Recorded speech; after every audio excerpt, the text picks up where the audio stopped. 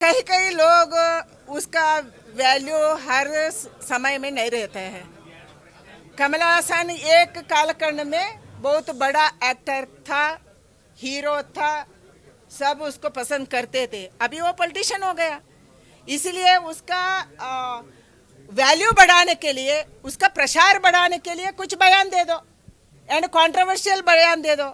यही कंट्रोवर्शियल बयान दिया क्योंकि कर्नाटक में वो काम किया है, अभी भूल गया है।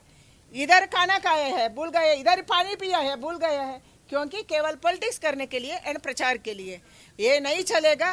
कर्नाटक, तमिल और तेलुगु, मलयालम हम अलग अलग नहीं है, हम एक साथ है, एक साथ चलेंगे एंड एक साथ रहेंगे। इधर भी तमिल से, तमिलनाडु में कन्नडिगा से हम एक साथ चलेंगे। But do you condemn the statement, ma'am? Because the I condemn Kamal Hassan's statement because he wants to create a problem between the states, between the languages.